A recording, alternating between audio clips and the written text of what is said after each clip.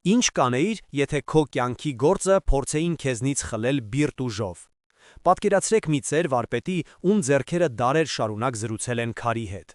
Եվ մի օր նրա արհեստանոցի դուռը թակում է անոհոք մի կառուցապատող, ում բուլդոզերը նշան է բռնել ոչ միայն հողի, այլև վարպետի պապի ձեռքով կերտված սրբազան խաչքարի վրա։ Մի ճարճատյուն, և դարավոր աղոթքը փշրվում է, իսկ ի պատասխան միայն սառը ցինիկ ծիծաղ։ Սա պայքար է ոչ թե հողի, այլ հոգու համար։ Վարպետը չունի ոչ փող, ոչ կապեր, նա ունի միայն իր հավատքն ու Քրիստոսի թողած մի սարսափելի պատվիրան՝ սիրիր թշնամուդ։ Այս պատմության մեջ դուք կտեսնեք, թե ինչպես է այս անհնարին թվացող խորհուրդը դառնում բուլդոզերից ավելի հզոր զենք։ Բայց ամենակարևորը, մենք միասին կբացահայտենք, թե ինչպես է Գեղարդի վանքի խորհրդավոր լռության մեջ ծնվում մի քայլ, որը կարող է ամենադաժան թշնամուն ստիպել կանգնել սեփական խղճի դատաստանի առաջ։ Պատրաստվեք տեսնելու մի ճակատամարտ, որտեղ հաղթում է ոչ թե մուրճը, այլ սիրտը։ Բաժանորդագրվեք հիմա և մեկնաբանություններում գրեք ձեր քաղաքի անունը, տեսնենք, թե քանի հոգով ենք։ Արարատյան դաշտի վրա առավոտյան արևի շողերը դեռ նոր էին սկսել գուրգուրել Մասիսի ձյունե գագաթը, երբ Գևորգ վարպետի արհեստանոցի հանգստությունը խախտվեց պողպատե հրեշի մռնչյունից։ Գևորգը, որի տարիքը հասնում էր 55-ի, մի մարդ էր, ում ձեռքերը կարծես ծնվել էին քարի հետ զրուցելու համար։ Նրա երակներով ոչ թե արյուն, այլ տուֆի ու բազալտի փոշին էր հոսում։ Նրա պապը և պապի պապի խաչքարագործներ էին եղել, և այս փոքրիկ քարաշեն արհեստանոցը, որը կպած էր իրենց հայրական տանը, ավելին էր, քան պարզապես աշխատատեղ։ Այն սրբավայր էր, որտեղ քարը վերածվում էր աղոթքի, իսկ զարդանախշը ավետարանի պատգամի։ Այդ առավոտ նա իր 20-ամյա աշակերտի Եռանդուն ու Տաքարյուն Հովհաննեսի հետ ավարտին էր հասցնում մի խաչքար, որը պիտի զարդարեր Գյումրիի նորաշեն եկեղեցիներից մեկը։ Հանկարծ հարևան երկար տարիներ լքված հողամասից լսվեց բուլդոզերի ականջ ծակող ձայնը։ Գևորգը վրձինը դրեց կողքի և դուրս եկավ։ Նրա սիրտը սառեց։ Մի հսկա տրակտոր անխնա քանդում էր հին պարիսպը, որը սերունդներ շարունակ բաժանում էր իրենց հողը հարևան տարածքից։ Պարսպի կողքին ստվերում հանգչում էր մի հին, գրեթե մոռացված խաչքար, նրա մեծ պապի ձեռքի գործը։ Այն այնքան հին էր, որ քարի երեսի սրբապատկերները հազիվ էին նշմարվում, բայց Գևորգի համար դա ընտանեկան մասունք էր։ «Կանգ առեք, ինչ եք անում», գոռաց նա վազելով դեպի աշխատողները։ Տրակտորի խցիկից իջավ մի կոպիտ տղամարդ, իսկ նրա կողքին կանգնած էր մի լավ հագնված, ինքնավստահ տղամարդ, մոտ 40 տարեկան, որի դեմքին սառը ժպիտ էր։ «Մենք մեր գործն ենք անում, հայրիկ, սա մասնավոր սեփականություն է, գնվել է, այստեղ բիզնես կենտրոն է կառուցվելու», անփութորեն պատասխանեց նա։ Դա Տիգրանն էր, քաղաքում հայտնի կառուցապատող, մի մարդ, ում համար փողի հոտը խնքի բույրից ավելի անուշ էր։ «Բայց այդ խաչքարը, դա մեր պապերի հիշատակն է», կմկմաց Գևորգը։ Տիգրանը ծաղրական հայացքով նայեց հին քարին։ «Այդ քարակույտը, մի անհանգստացիր, կտեղափոխենք մի անկյուն, եթե այդքան թանկ է քեզ համար», բայց նրա խոսքերը դատարկ էին։ Մինչ Գևորգը փորձում էր բացատրել, տրակտորիստը, ստանալով Տիգրանի գլխի շարժումը, մի կտրուկ մանևր արեց։ Բուլդոզերի պողպատե շերեփը դիպավ հին խաչքարի հիմքին։ Մի ճռինչ, մի ճարճատյուն, և դարավոր քարը, որը տեսել էր թուրքի յաթաղանն ու սովետի անաստվածությունը, երկու մասի բաժանվեց, ընկնելով հողին։ Գևորգի շունչը կտրվեց, նա ընկավ ծնկների վրա, կարծես իր սեփական ողնաշարը կոտրվեց։ Նրա ձեռքերը դողալով շոշափեցին քարի սառը, կոտրված եզրերը։ Այդ բեկորները իր սեփական հոգու բեկորներն էին։ Հովհաննեսը, տեսնելով իր վարպետի հուսահատությունը, կարմրեց զայրույթից։ «Անասուններ, դուք կպատասխանեք սրա համար», գոռաց նա, նետվելով դեպի Տիգրանը։ Տիգրանի թիկնապահները անմիջապես բռնեցին նրա թևերը։ Տիգրանը մոտեցավ Գևորգին, որը դեռ ծնկաչոք էր կոտրված խաչքարի մոտ։ «Տեսնում ես, ծերուկ, դուք և ձեր հին քարերը անցյալում եք, ապագան բետոնինն է ու ապակունը։ Ընտելացիր», շշնջաց նա և շրջվելով հրամայեց շարունակել աշխատանքը։ Շինարարության աղմուկի մեջ խառնվեց նաև Գևորգի կնոջ Անահիտի ճիչը, որը տնից դուրս էր վազել, տեսնելով կատարվածը։ «Աստված ձեզ կպատժի»։ «Դուք սրբապղծություն եք անում», լացակումած գոռում էր նա, փորձելով մոտենալ Տիգրանին, բայց նրա ճանապարհը փակեցին թիկնապահները։ Հարևանները սկսեցին հավաքվել, լսելով աղմուկը։ Նրանց մեջ էր նաև պապիկ Սարգիսը, 90-ամյա մի ծերունի, ով հիշում էր Գևորգի պապին։ Տիգրան, ամոթ քեզ, այս քարի տակ մեր պատմությունն է թաղված, դու քո արմատներն ես կտրում, դողացող ձայնով ասաց նա, բայց նրա խոսքերը խեղդվեցին տրակտորի մռնչյունի մեջ։ Այդ երեկո Գևորգի տանը լռություն էր տիրում, բայց դա խաղաղության լռություն չէր, այլ փոթորկից առաջ տիրող լարված դադար։ Կոտրված խաչքարի բեկորները Գևորգը զգուշությամբ բերել էր արհեստանոց, նրա սրտում մոլեգնում էր ատելության փոթորիկ։ Նա ցանկանում էր վրեժ, արդարություն, պատիժ, նա պատկերացնում էր, թե ինչպես է Տիգրանի կառուցած շենքը փլվում, ինչպես է նրա ամբարտավանությունը փոշիանում։ Այդ պահին նրա հայացքը ընկավ պատին փակցված Քրիստոսի փոքրիկ սրբապատկերին։ Փրկչի հայացքը կարծես թափանցում էր նրա հոգու խորքը։ Եվ Գևորգի ականջներում հնչեցին Տիրոջ խոսքերը. «Սիրեցեք ձեր թշնամիներին, օրհնեցեք ձեզ անիծողներին, բարիք արեք ձեզ ատողներին և աղոթք արեք նրանց համար, ովքեր ձեզ հալածում են»։ Գևորգը փակեց աչքերը։ Սիրել Տիգրանին, սիրել այն մարդուն, որը պղծեց իր պապերի հիշատակը, որը ծաղրեց իր հավատքը, որը սպառնում էր ոչնչացնել իր կյանքի գործը։ Դա անհնար էր թվում, դա անմտություն էր, դա դավաճանություն էր իր իսկ ցավի հանդեպ։ Ինչպես կարող ենք ներել Գևորգ, նա մեր սրբությունն է ոտնատակ տվել, լացակումած ասաց Անահիտը, նստելով նրա կողքին։ Մենք պետք է պայքարենք, պետք է բոլորին ոտքի հանենք։ Հովանեսը, որը նրանց հետ էր, ավելի վճռական էր։ Պայքարը քիչ է տիկին Անահիտ, նա հասկանում է միայն ուժի լեզուն։ Եթե օրենքը չի պաշտպանում մեզ, ուրեմն մենք ինքներս պետք է դառնանք օրենք։ Գևորգը լսում էր նրանց, բայց նրա հոգին պատռվում էր երկու մասի՝ մարդկային վրեժխնդրության ցանկության և Քրիստոսի անհասկանալի, գրեթե անիրական թվացող պատվիրանի միջև։ Նա նայեց իր ձեռքերին, այն ձեռքերին, որոնք սովոր էին քարից կյանք կերտել, և առաջին անգամ կյանքում չգիտեր, թե ինչ պետք է աներ դրանցով։ Հաջորդ օրը Գևորգի հոգին ավելի ծանր էր, քան այն բազալտի քարը, որը սպասում էր իր մուրճի հարվածին։ Նա չէր կարողանում աշխատել, ձեռքերը չէին ենթարկվում, միտքը պղտորված էր վրեժխնդրության պատկերներով։ Հովանեսը, տեսնելով վարպետի տանջանքը, անընդհատ առաջարկում էր. «Վարպետ, եկեք դատարան դիմենք, մամուլին ասենք, մարդկանց հավաքենք, սա մշակութային վանդալիզմ է»։ Բայց Գևորգը գիտեր, որ Տիգրանի նման մարդկանց դեմ աշխարհիկ օրենքները անզոր են։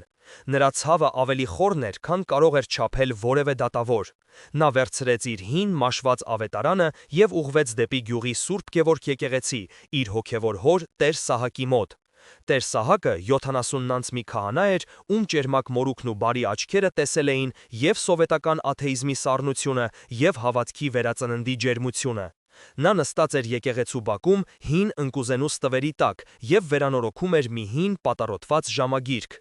Գևորգը լուռ մոտեցավ և նստեց նրա կողքին։ Նա խոսքեր չէր գտնում իր ցավը բնայելու համար։ Տեր Սահակը, առանց հարցեր տալու, պարզապես նայեց նրա տանջված դեմքին, փակեց գիրքը և ասաց. «Երբ Քրիստոսը լեռան վրա քարոզում էր, նրա շուրջը հավաքված էին մարդիկ, ովքեր հռոմեացու ստրկության տակ էին։ Նրանք ամեն օր տեսնում էին անարդարություն, բռնություն, իրենց սրբությունների պղծում։ Նրանք սպասում էին, որ Մեսիան կգա և կասի. «Վերցրեք սրերը, վրեժ լուծեք»։ Իսկ նա ինչ ասաց. «Սիրեցեք ձեր թշնամիներին»։ Պատկերացնում ես նրանց տարակուսանքը, Գևորգ ջան։ Բայց ինչպես, Հայր Սուրբ, ինչպես կարելի է սիրել նրան, ով ոտնատակ է տալիս քո ամենանվիրականը, դա թուլություն չէ, հարցրեց Գևորգը, ձայնի մեջ հազիվ զսպելով հուզմունքը։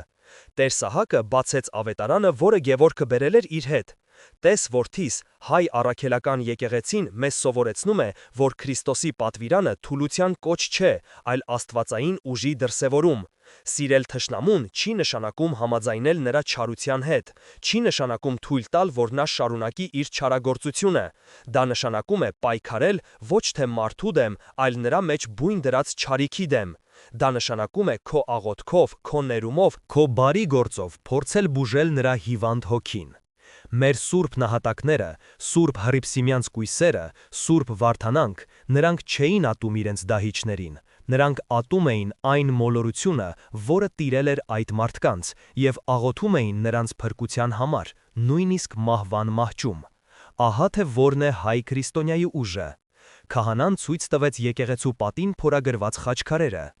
Այս քարերից յուրաքանչյուրը քո պապերի նման մի վարպետ է կերտել։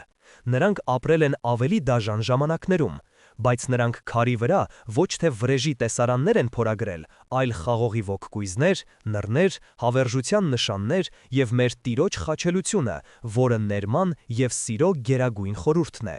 Նրանք իրենց պատասխանը տվել են ոչ թե քարով քարին, այլ քարի վրա կյանք կերտելով։ Գևորգը լսում էր, և քահանայի խոսքերը զովացուցիչ ջրի պես կաթում էին նրա այրվող հոգուն։ Նա սկսում էր հասկանալ, բայց դեռ չէր կարողանում ընդունել։ Այդ երեկո Գևորգի տանը լարվածությունը հասել էր գագաթնակետին։ Սեղանին դրված ընթրիքը վաղուց սառել էր։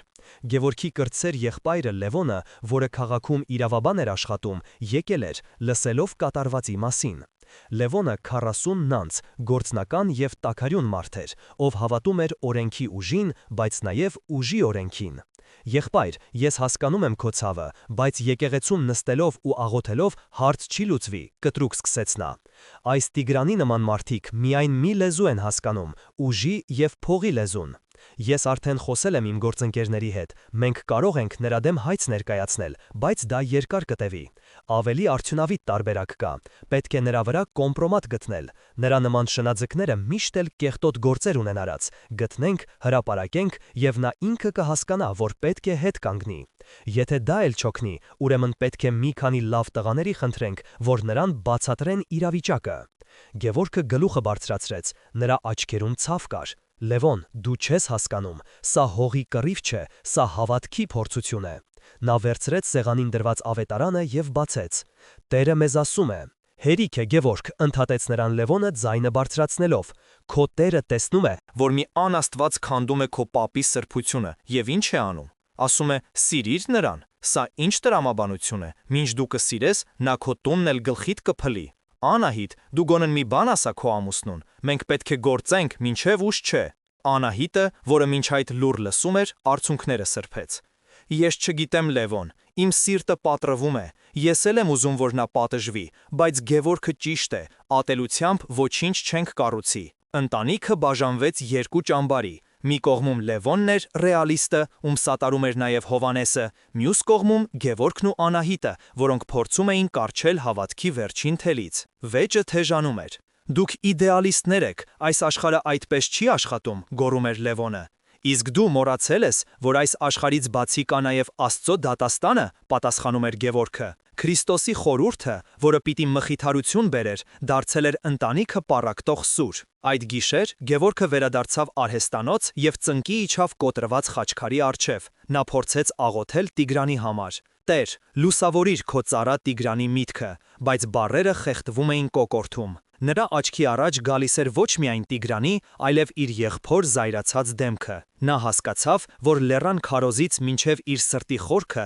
դեռ երկար, շատ երկար ճանապարհ կա անցնելու, և այդ ճանապարհը անցնում էր ոչ միայն թշնամու, այլև հենց իր սեփական ընտանիքի թյուրիմացության միջով։ Օրերն անցնում էին, և Տիգրանի շինարարությունը թափ էր առնում։ Գևորգի արհեստանոցի կողքին բարձրանում էր մի հսկայական բետոնե պատ, որը փակում էր արևի լույսը և կարծես խորհրդանշում էր այն անդունդը, որն առաջացել էր Գևորգի հոգում։ Շինարարության փոշին նստում էր նրա անավարտ խաչքարերի վրա, իսկ մուրչերի ու տեխնիկայի աղմուկը խլացնում էր նրա մտքի լռությունը։ Մի օր փոստատարը պաշտոնական ծրար բերեց։ Դա ծանուցում էր քաղաքապետարանից, որտեղ ասվում էր, որ Գևորգի արհեստանոցի մի մասը, ըստ նոր կադաստրային չափագրումների, համարվում է հանրային տարածք և ենթակա է օտարման հարակից կառույցի ենթակառուցվածքները սպասարկելու համար։ Դա բացահայտ սուտ էր, Տիգրանի հերթական հարվածը։ Նա ցանկանում էր ոչ միայն խլել հողը, այլև ջնջել Գևորգի արհեստանոցի գոյությունը։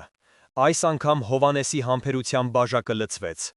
Վարպետ, վերջ, ես այլևս չեմ կարող լուռ նայել։ Եթե դուք չեք ուզում պայքարել, ես մենակ կպայքարեմ, ասաց նա վճռական։ Հովանեսը կապվեց այլ արհեստավորների, հարևանների, նույնիսկ մի քանի լրագրողների հետ։ Նրանք կազմակերպեցին փոքրիկ բողոքի ակցիա շինհրապարակի դիմաց, պահանջելով դադարեցնել ապօրինությունը։ Գևորգը, թեև սիրտը դեմ էր, բայց չկարողացավ մենակ թողնել իր աշակերտին և միացավ նրանց։ Նա լուռ կանգնած էր, ձեռքին պահելով իր պապի կոտրված խաչքարի մի փոքրիկ բեկոր։ Տիգրանը երկար սպասեցնել չտալեց։ Նա ժամանեց իր թանկ արժեք ամենագնացով, ուղեկցությամբ մի քանի մկանուտ տղաների։ Նա նույնիսկ չմոտեցավ բողոքողներին։ Նրա փոխարեն խոսեց նրա փաստաբանը՝ սառը անդեմ մի մարդ, որը թրթեր թափահարելով սպառնաց դատական հայցերով շինարարությունը խոչընդոտելու համար։ Տիգրանի մարդիկ սկսեցին հրել ցուցարարներին և շուտով սկսվեց քաշքշուկ։ Հենց այդ պահին եկեղեցուց վերադառնում էր Տեր Սահակը։ Տեսնելով այդ տեսարանը, նա դանդաղ քայլերով մոտեցավ։ Նրա հայտնվելը կարծես մի պահ սթափեցրեց բոլորին։ Նա մոտեցավ ոչ թե Գևորգին, այլ ուղիղ Տիգրանին, որը մեքենայի մոտից ամբարտավան հայացքով հետևում էր իրադարձություններին։ «Որդիս», ասաց Տեր Սահակը հանգիստ, բայց հաստատուն ձայնով, «գիտես, թե Սուրբ Գրիգոր Նարեկացին ինչ է ասում իր մատյան ողբերգության մեջ. ով իմաստությամբ համբերող է, նա զորավոր է, քան ամրոց նվաճողը։ Դու հիմա ամրոց ես կառուցում քարից ու բետոնից, բայց կորցնում ես այն ամրոցը, որը պիտի կառուցես քո հոգու մեջ։ Այս մարդու արհեստանոցը քո շենքից ավելի հին է, իսկ նրա հավատքը քո փողերից ավելի զորավոր։ Մի քանդիր այն, ինչը դու չես կառուցել»։ Տիգրանը մի պահ շփոթվեց, նա սովոր չէր, որ իր հետ այսպես խոսեն, բայց հետո նրա դեմքին նորից հայտնվեց ցինիկ ժպիտը։ «Հայր սուրդ, ձեր տեղը եկեղեցին է, ոչ թե շինհրապարակը։ Գնացեք ձեր աղոթքներով զբաղվեք, իսկ մենք մեր գործը գիտենք»։ Նա նստեց մեքենան և հեռացավ, թողնելով իր հետևից փոշու ամպ և լարվածության մթնոլորտ։ Գևորգը հասկացավ, որ մարդկային միջոցներով պայքարը դատապարտված է։ Մի քանի օր տանջալից մտորումներից հետո Գևորգը մի անսպասելի որոշում կայացրեց։ Նա որոշեց, որ պետք է կատարի Քրիստոսի պատվիրանը ոչ թե խոսքով, այլ գործով, թեկուզ և դա անմտություն թվա։ Նա մի քանի օր փակվեց արհեստանոցում և իր ողջ վարպետությունը ներդրեց մի փոքրիկ, նրբաճաշակ խաչքարի մեջ։ Դա ոչ թե մեծ հուշարձան էր, այլ սեղանի վրա դնելու չափի մի քանդակ, որի վրա նա փորագրել էր խաղողի ողկույզ, առատության և կյանքի խորհրդանիշ։ Հաջորդ օրը, հագնելով իր ամենամաքուր շորերը, նա վերցրեց զգուշությամբ փաթեթավորված խաչքարը և ուղղվեց դեպի քաղաքի կենտրոն, որտեղ գտնվում էր Տիգրանի շքեղ գրասենյակը։ Նրա սիրտը բաբախում էր, իսկ ձեռքերը սառել էին։ Նա իրեն զգում էր Դավթի պես, որը գնում էր Գողիաթի դեմ, բայց առանց պարսատիկի։ Քարտուղարուհին զարմացած նայեց նրան, բայց լսելով, որ նա Գևորգ վարպետն է, զանգահարեց Տիգրանին։ Մի քանի րոպե անց Գևորգը կանգնած էր Տիգրանի հսկայական ապակեպատ աշխատասենյակում։ Տիգրանը նստած էր իր կաշվը բազկաթոռին, ոտքը ոտքին գցած։ «Դե, լսում եմ քեզ, ծերուկ, եկել ես խնդրելու, որ քեզ չդիպչեմ», ասաց նա ամբարտավան ժպիտով։ Գևորգը լուռ մոտեցավ, նվերը դրեց նրա սեղանին և զգուշությամբ բացեց փաթեթը։ «Սա քեզ համար է», հանգիստ ասաց նա։ «Թող Աստված օրհնի քո աշխատանքը և քեզ իմաստություն տա, կառուցելու, ոչ թե քանդելու»։ Տիգրանի դեմքին զարմանքի արտահայտություն հայտնվեց։ Նա վերցրեց փոքրիկ խաչքարը, մի պահ զննեց այն, կարծես գնահատելով քարի որակն ու աշխատանքի նրբությունը։ Գևորգի սրտում հույսի մի փոքրիկ կայծ թրթռաց։ Գուցե սա կաշխատի։ Գուցե բարին կարող է հալեցնել չարի սառույցը։ Բայց հետո Տիգրանի դեմքը նորից քարացավ։ Նա թեթևակի ծիծաղեց, շրջվեց և առանց վարանելու խաչքարը նետեց իր սեղանի կողքին դրված աղբամանի մեջ։ Քարի մետաղին դիպչելու ձայնը որպես մահվան զանգ հնչեց Գևորգի ականջներում։ «Ինձ քո քարերը պետք չեն», սառը ձայնով ասաց Տիգրանը, նույնիսկ չնայելով Գևորգի կողմը։ «Ինձ քո հողն է պետք, իսկ հիմա դուրս գնա իմ գրասենյակից»։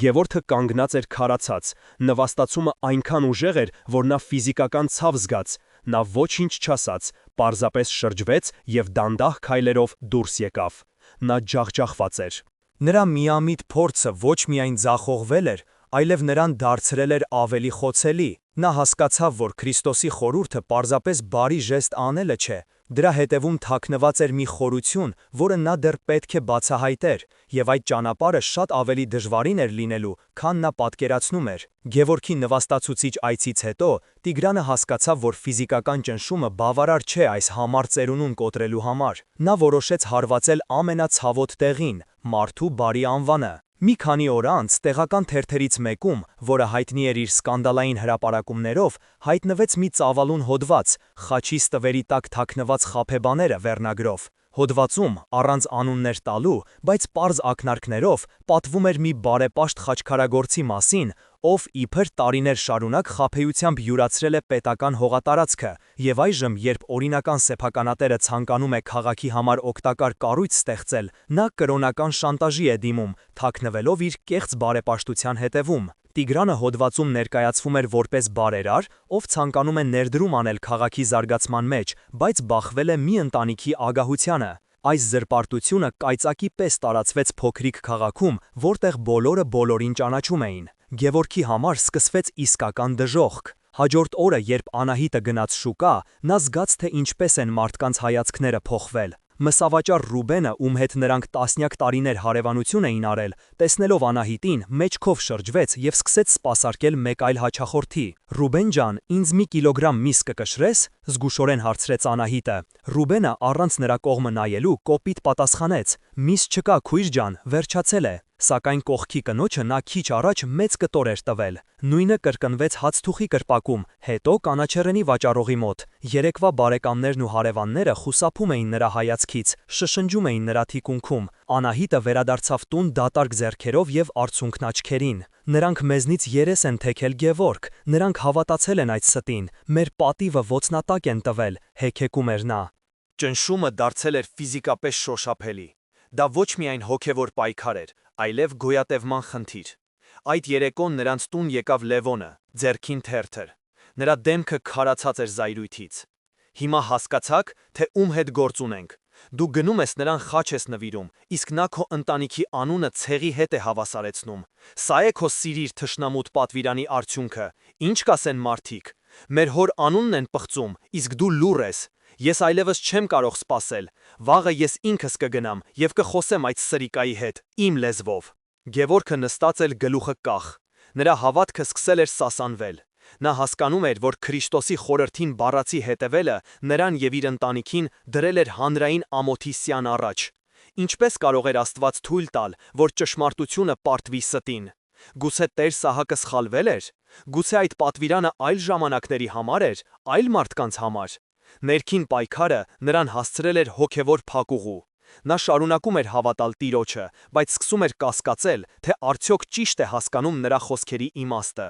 Իր միամիտ քայլը ոչ միայն չէր լուծել խնդիրը, այլև այն հասցրել էր մի նոր, ավելի վտանգավոր մակարդակի, որտեղ վտանգված էր ոչ միայն իր արհեստանոցը, այլև իր ընտանիքի պատիվն ու ապագան։ Նա նայեց պատի սրբապատկերին, բայց այս անգամ փրկչի հայացքում նա ոչ թե մխիթարություն, այլ լուռ հարց էր տեսնում. «Դու դեռ ինձ հետևում ես, Գևորգ»։ Եվ նա պատասխան չուներ։ Գևորգի հոգին քարից ծանր էր։ Հանրային նվաստացումը, ընտանիքի պառակտումը և սեփական անզորության զգացումը նրան հասցրել էին հուսահատության եզրին։ Նա այլևս չէր կարողանում աշխատել, չէր կարողանում աղոթել, չէր կարողանում նույնիսկ մտածել։ Նրա ներսում դատարկություն էր։ Մի առավոտ, առանց որևէ մեկին զգուշացնելու, նա դուրս եկավ տնից և քայլեց դեպի լեռները, դեպի հին, կիսավեր մի վանք, որի մասին պատմում էին, թե այնտեղ աղոթքն ավելի մոտ է Աստծուն։ Նա չգնաց այնտեղ աղոթելու կամ պատասխաններ փնտրելու։ Նա գնաց, որովհետև այլ տեղ չուներ գնալու։ Նա ուզում էր պարզապես փախչել բոլորից և ամեն ինչից, հատկապես իր սեփական մտքերից։ Վանքը գրեթե ամայի էր։ Այնտեղ ապրում էր միայն մի ծեր վանական, հայր Մակարը, ով իր կյանքի վերջին 20 տարիները նվիրել էր այդ սրբավայրի քարերը մեկ-մեկ իրար վրա դնելով վերականգնելուն։ Գևորգը ոչինչ չասաց նրան։ Նա պարզապես նստեց վանքի բակում, մի հին թթենու տակ, և սկսեց նայել դատարկությանը։ Նա այնտեղ անցկացրեց 2 օր, առանց խոսելու, գրեթե առանց ուտելու։ Նա պարզապես նստում էր և նայում, թե ինչպես է հայր Մակարը համբերատար տաշում քարերը և դնում դրանք ավերված պատի մեջ։ Երրորդ օրը, երբ Գևորգը նստած էր իր սովորական տեղում, ներքին համրության մեջ, վանքի բակ մտավ մի խումբ տղաներ, մոտակա գյուղից։ Նրանք աղմկում էին, ծիծաղում և քարեր էին նետում վանքի բակում վազվզող թափառական շան վրա։ Շունը ցավից կինկինգում էր, իսկ տղաները ավելի էին ոգևորվում։ Գևորգի ներսում զայրույթի ալիք բարձրացավ։ Նա ուզում էր վեր կենալ, գոռալ նրանց վրա, վռնդել այդ անխիղճ երեխաներին։ Բայց նրա մարմինը կարծես կապված լիներ։ Հենց այդ պահին հայր Մատարը դուրս եկավ իր խցից։ Նա լուռ մոտեցավ։ Տղաներից մեկը, վախենալով, որ վանականը կբարքանա, վերջին քարը նետեց շան ուղղությամբ և ընկերների հետ փախավ։ Քարը, սակայն, շանը չդիպավ, այլ ընկավ հայր Մակարի ոտքերի մոտ։ Գևորգը սպասում էր, որ վանականը կվերցնի քարը և հետ կնետի փախչող տղաների հետևից, կամ գոնե կանիծի նրանց։ Բայց հայր Մակարը արեց մի բան, որը ցնցեց Գևորգին մինչև հոգու խորքը։ Ծերունին հանգիստ կռացավ, վերցրեց այն նույն քարը, որը նետվել էր չարությամբ եւ ատելությամբ, զգուշությամբ մաքրեց դրա վրայի փոշին, տարավ եւ դրեց այն ավերված պատի հիմքում, այնտեղ, որտեղ մի քար էր պակասում։ Նա չարության զենքը վերածեց արարման գործիքի։ Այդ տեսարանը որպես կայծակ խփեց Գևորգի ուղեղին։ Նա հանկարծ հասկացավ ամեն ինչ։ Նրա աչքերից կարծես վարագույր ընկավ։ Սիրիր թշնամուդ։ Դա չի նշանակում լինել պասիվ, չի նշանակում համակերպվել չարիքի հետ կամ թույլ տալ, որ քեզ ոտնատակ տան։ Դա չի նշանակում նույնիսկ պարզապես ներել։ Դա նշանակում է շատ ավելին։ Դա նշանակում է վերցնել այն քարը, որը քո ուղղությամբ են նետում, վերցնել այն ատելությունը, այն զրպարտությունը, այն չարությունը եւ դրանով ոչ թե պատասխան հարված տալ, այլ դրանով կառուցել։ Վերցնել թշնամու կործանարար էներգիան եւ այն վերափոխել արարող ուժի։ Չզիջել, այլ հարվածը վերահասցիագրել դեպի բարին։ Տիգրանը նրա վրա նետել էր ստի եւ զրպարտության քարը, իսկ ինքը Գևորգը փորձում էր կամ այդ քարը հետ նետել, կամ պարզապես կանգնել եւ թույլ տալ, որ այն իրեն հարվածի։ Բայց Քրիստոսը առաջարկում էր երրորդ ճանապարհ՝ վերցնել այդ քարը եւ դրանով կառուցել մի բան, որն ավելի ամուր կլինի, քան Տիգրանի բետոնե պատերը։ Գևորգը վերկացավ։ Նրա դեմքին այլևս հուսահատություն չկար։ Նրա աչքերը փայլում էին մի նոր անսպասելի լույսով։ Նա մոտեցավ հայր Մակարին, խոնարհվեց եւ համբուրեց նրա ձեռքը։ Շնորհակալ եմ, հայր Սուրբ, դուք ինձ ցույց տվեցիք ճանապարհը։ Ես ոչինչ ցույց չտվեց որդիս, ժպտալով պատասխանեց վանականը։ Քարերն իրենք են խոսում, երբ սիրտը պատրաստ է լսելու։ Գևորգը գիտեր, թե ինչ պետք է աներ։ Նա ուներ ծրագիր։ Դա ռիսկային էր, անսպասելի եւ գուցե նույնիսկ ավելի խենթ, քան Տիգրանին խաչքար նվիրելը։ Բայց այս անգամ նա գործում էր ոչ թե միամիտ բարությունից դրդված, այլ աստվածային իմաստության խորը ցնցող ըմբռնումից։ Վանքից վերադառնալուց հետո Գևորգը լիովին այլ մարդ էր։ Նրա դեմքին այլևս հուսահատություն չկար։ Նրա աչքերը փայլում էին մի նոր անսպասելի լույսով։ Նա մոտեցավ հայր Մակարին, խոնարհվեց եւ համբուրեց նրա ձեռքը։ Շնորհակալ եմ, հայր Սուրբ, դուք ինձ ցույց տվեցիք ճանապարհը։ Ես ոչինչ ցույց չտվեց որդիս, ժպտալով պատասխանեց վանականը։ Քարերն իրենք են խոսում, երբ սիրտը պատրաստ է լսելու։ Գևորգը գիտեր, թե ինչ պետք է աներ։ Նա ուներ ծրագիր։ Դա ռիսկային էր, անսպասելի եւ գուցե նույնիսկ ավելի խենթ, քան Տիգրանին խաչքար նվիրելը։ Բայց այս անգամ նա գործում էր ոչ թե միամիտ բարությունից դրդված, այլ աստվածային իմաստության խորը ցնցող ըմբռնումից։ Վանքից վերադառնալուց հետո Գևորգը լիովին այլ մարդ էր։ Նրա քայլվածքը դարձել էր հաստատուն, հայացքը պարզ, իսկ հոգուց անհետացել էր տատանումների ստվերը։ Նա այլևս զոհ չէր, այլ ռազմիկ, որը գտել էր իր իրական զենքը։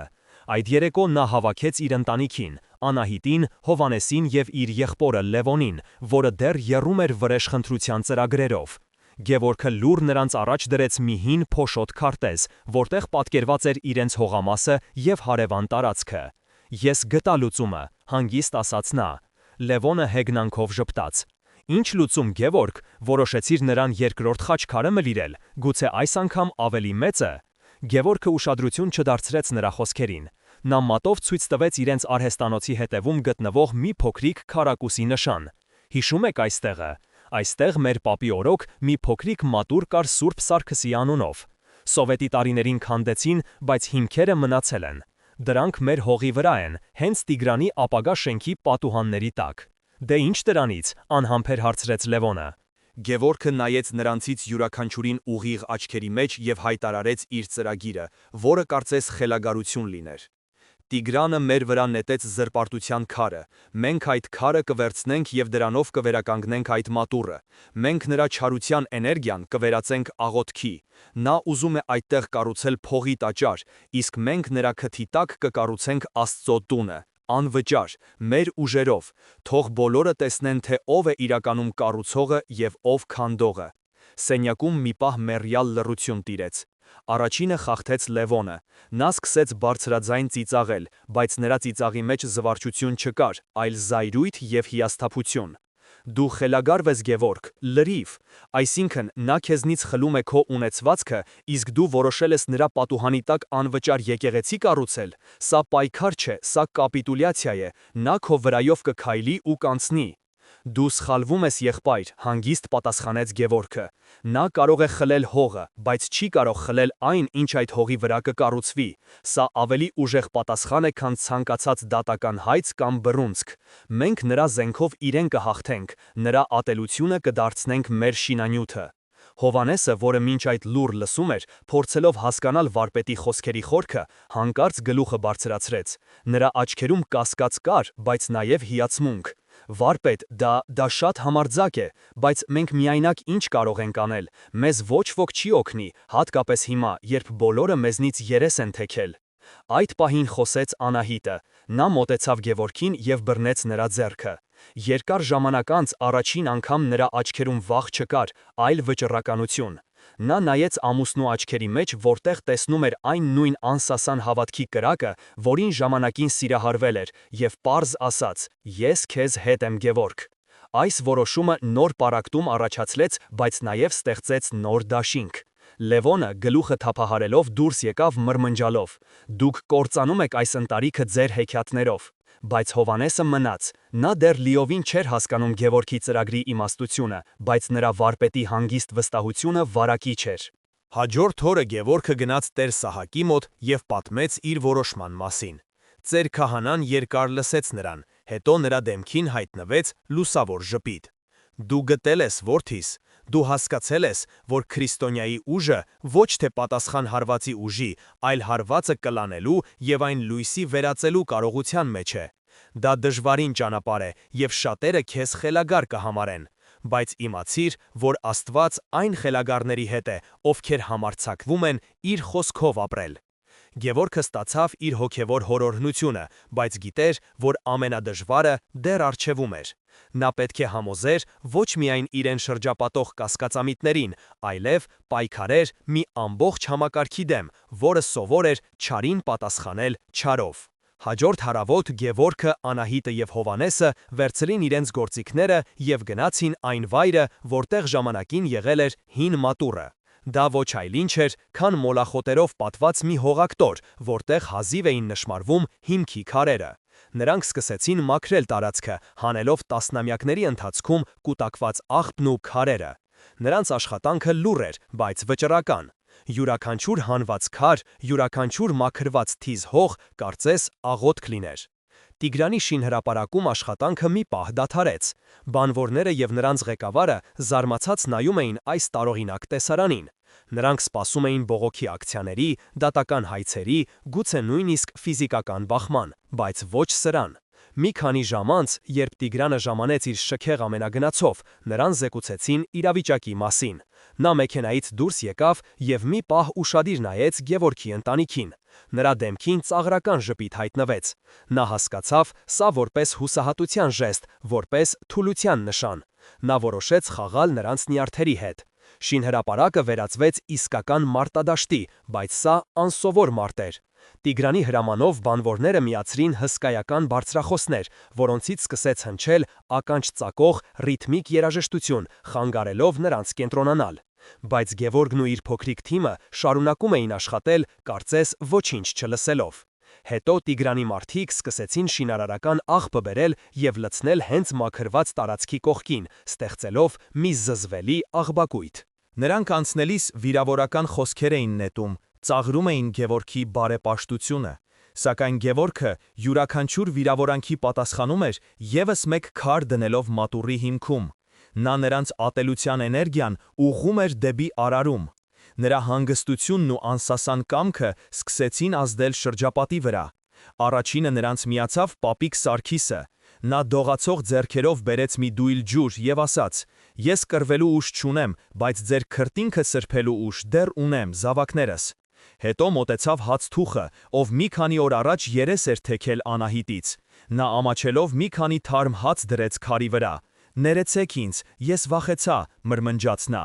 Օրվա վերջում Գևորգի շուրջ արդեն հավաքվել էր մի փոքրիկ խումբ, մի քանի հարևաններ, նույնիսկ մի քանի բանվորներ, ովքեր, ավարտելով իրենց աշխատանքը Տիգրանի մոտ, լուռ գալիս և օգնում էին քար տեղափոխել։ Հակամարտությունը դառնում էր հանրային, և մարդկանց համակրանքը ակնհայտորեն Գևորգի կողմն էր։ Նրանք տեսնում էին ոչ թե երկու մարդու պայքար հողի համար, այլ երկու աշխարհայացքների բախում։ Մի կողմում փողի և կոպիտ ուժի աշխարհներ, մյուս կողմում հավատքի և արարման անսասան ուժը։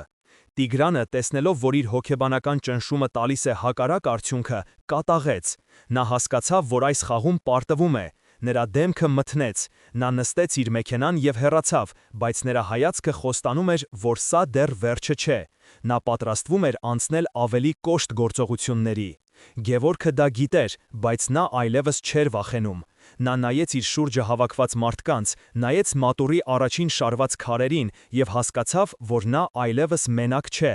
Նրա կողքին ոչ միայն մի քանի բարի մարդիկ էին, այլև մի ուժ, որը շատ ավելի հզոր էր, քան ցանկացած բուլդոզեր։ Մի քանի շաբաթ անց մատուռի պատերն արդեն բարձրացել էին։ Գևորգի նախաձեռնությունը դարձել էր քաղաքի ամենաքննարկվող թեման։ Շատերը հիանում էին նրա տոկունությամբ, մյուսները դեռ նրան խելագար էին համարում, բայց անտարբեր չէր մնացել ոչ ոք։ Ամեն օր ավելի շատ մարդիկ էին միանում շինարարությանը, սակայն այս ամենը միայն ավելի էր կատաղեցնում Տիգրանին։ Նա կորցնում էր վերահսկողությունը, Եվ ամենակարևորը, նա կորցնում էր հանրության աչքում։ Մի օր, երբ Գևորգը և մյուսները աշխատում էին, Տիգրանի ջիպերը մեծ արագությամբ մոտեցան և կանգնեցին շինհրապարակի մոտ։ Այս անգամ Տիգրանը մենակ էր։ Նա դուրս եկավ մեքենայից և նրա դեմքը քարացած էր զայրույթից։ Շինարարության վրա տիրող աշխույժ աղմուկը մարեց։ Բոլորը սառեցին, սպասելով պայթյունի։ Սա գագաթնակետն էր։ Տիգրանը դանդաղ, ծանր քայլերով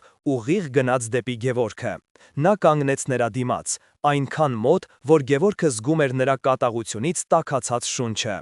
Գևորգը չշարժվեց, նա չխոնարհեց հայացքը։ Նա ուղիղ նայում էր Տիգրանի աչքերի մեջ, բայց նրա հայացքում ոչ թե վախ կար, ոչ թե ատելություն, այլ խորը, անսահման տխրություն և կարեկցանք։ Մի քանի վայրկյան նրանք լուռ նայում էին իրար։ Հետո Գևորգը շատ հանգիստ, գրեթե շշուկով արտասանեց մի պարզ նախադասություն. «Ես իմացա, որ քո ծնողները, Հակոբն ու Սաթենիկը, այս եկեղեցու ծխականներն են եղել, նրանք են քեզ մկրտել այստեղի հին մատուռում։ Այս նոր մատուռը թող լինի նաև նրանց հիշատակին»։ Եվ նա իր ձեռքի մեջ դրեց մի փոքրիկ, հարթ տաշված քար, որի վրա փորագրված էին երկու անուն՝ Հակոբ և Սաթենիկ։ Այդ պահին տեղի ունեցավ անհավանականը։ Տիգրանի դեմքի երկաթե դիմակը ճաքեց, նրա աչքերում մի պահ երևաց ոչ թե կառուցապատողը, ոչ թե գործարարը, այլ մի փոքրիկ, մոլորված տղա, ով հանկարծ լսել էր իր ծնողների անունները։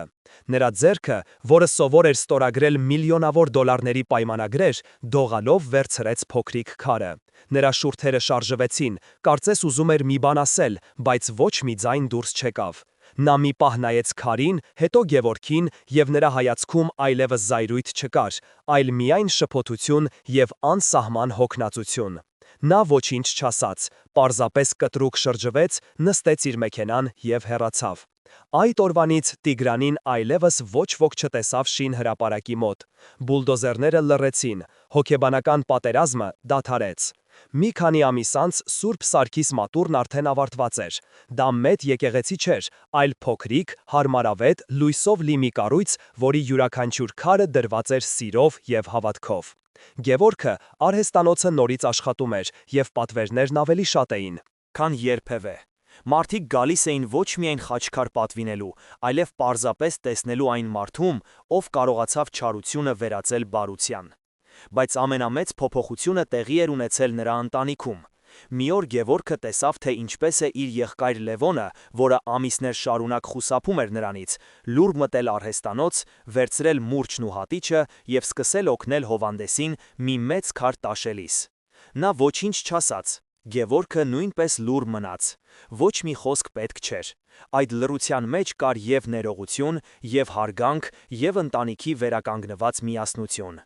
Գևորգը հասկացավ, որ ինքը հաղթել է ոչ թե Տիգրանին, այլ այն չարիքին, որը փորձում էր բուն դնել իր ընտանիքի և իր համայնքի սրտերում։ Սիրելի բարեկամներ, Գևորգի պատմությունը ցույց տվեց, որ Քրիստոսի պատվիրանը «Սիրեցեք ձեր թշնամիներին» ոչ թե պասիվության կամ թուլության կոչ է, այլ ամենահզոր ստեղծագործ ուժի բանաձևը։ Այն սովորեցնում է մեզ վերցնել աշխարհի կողմից մեր վրա նետված քարերը և դրանցով կառուցել տաճարներ և քարից, և մեր հոգիների մեջ։ Սա այն ճանապարհն է, որով մեր նախնիները հազարամյակներ շարունակ կառուցել են մեր Հայաստանը եւ պահպանել մեր հավատքը։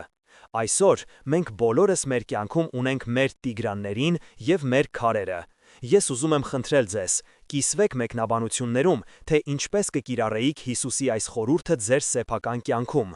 ինչ քարեր են նետում ձեր վրա եւ ինչպես կարող եք դուք դրանք վերածել արարման։ Եկեք միասին սովորենք կառուցել, ոչ թե քանդել։ Քանզի Քրիստոսի իմաստությամբ ապրելը ոչ միայն մեր անձնական փրկության, այլև մեր ազգի եւ մեր եկեղեցու ամրության գրավականն է։ Շնորհակալ եմ ձեր ուշադրության համար, Աստված ձեզ հետ։